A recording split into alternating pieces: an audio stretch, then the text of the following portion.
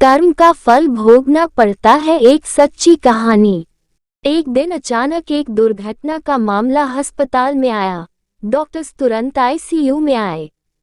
हादसे का कारण जांच किया और स्टाफ को कहा कि इस व्यक्ति को किसी भी तरह की तकलीफ नहीं होना चाहिए। रुपयों की लेन देन के लिए इसके परिवार से बात नहीं करनी।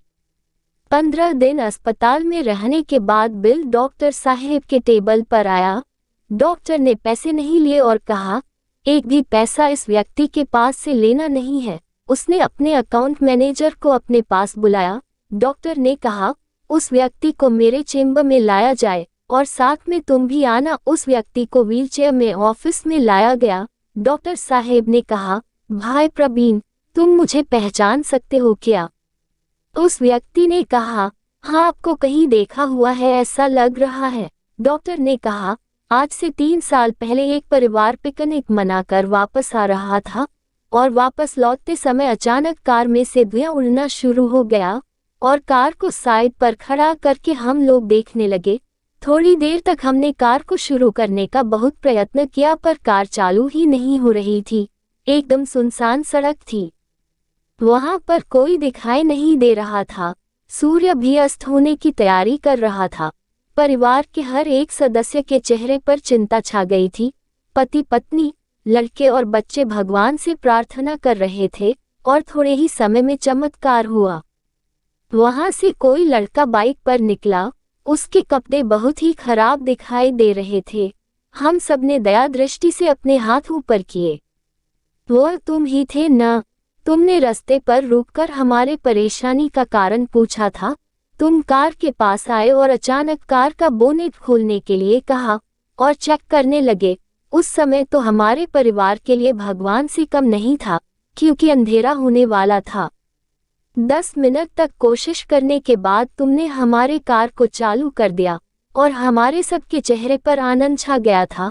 मैंने अपना बटुआ निकाला और पहले कहा, तुम्हारा खूब खूब आभार। कई बार रुपयों से ज्यादा तो समय की कीमत होती है। तुमने हमारे मुसीबत के समय हमारी मदद की थी और उसकी कीमत मैं रुपयों से नहीं तोल सकता हूँ। लेकिन फिर भी मैंने आपको पैसे देने के लिए अपना हाथ बढ़ाया था। उस समय तुमने हाथ जोड़कर मुझे जो शब्द कहे थे उसे मैंने अपने जिंदगी के सिद्धांत बना लिए हैं।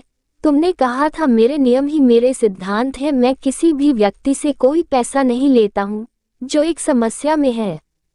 मेरे पैसों का हिसाब ऊपर वाला रखता है। यदि कोई गरीब या मेहनती व्यक्ति अपने सिद्धांतों पर खड़ा उतर सकता है तो हम क्यों नहीं? मैंने अपनी भीतर की आत्मा से सवाल उठाया। तुमने कहा था कि यहाँ से 10 किलोमीटर के दूरी पर मेरा गराज है। आपकी कार मेरे बाइक के पीछे चलाइए और कोई भी रास्ते में तकलीफ हो तो मुझे आवाज दे दीजिएगा। कौन कहता है मुफ्त में सेवा नहीं मिलती? बात मुफ्त की नहीं है, बात व्यक्तित्व की है।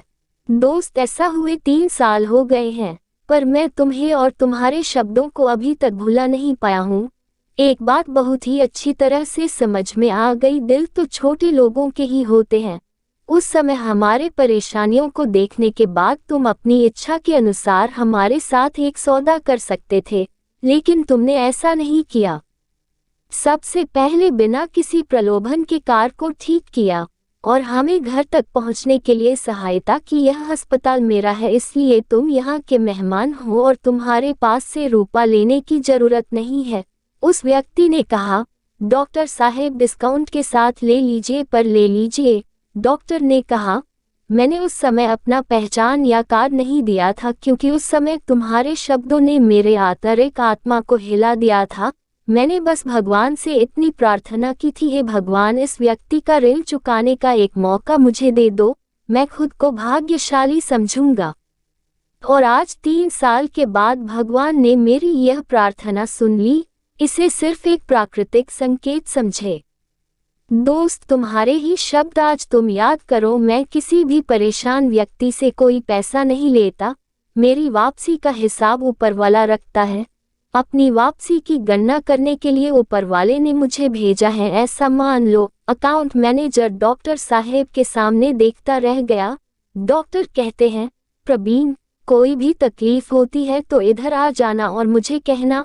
अकाउंट मैनेजर के कंधे पर हाथ रखकर डॉक्टर ने बोला, किसी भी सुधार के लिए किसी मठ या गुरु की जरूरत नहीं होती है।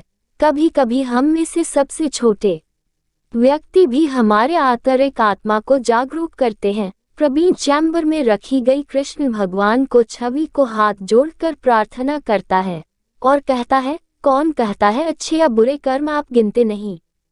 हाँ, इसमें समय लग सकता है, लेकिन रुचि के साथ बुरे या अच्छे कर्मों का जवाब जरूर मिलेगा। दोस्तों, आपको यह कहानी कर्म का फल भोगना पड़ता है एक सच्ची कहानी कैसी लगी नीचे कमेंट में जरूर बताएं, और कहानी पसंद आए तो अपने सभी दोस्तों के साथ भी शेयर करें और हमारे इस चैनल को भी सब्सक्राइब करें। इस वीडियो में आपको कुछ भी अच्छा लगा हो और कुछ सीखने को मिला हो तो प्लीज चैनल को सब्सक्राइब और वीडियो को लाइक, कमेंट, शेयर करना मत भूलना। हम आपके लिए अच्छे कंटेंट लाते रहेंगे।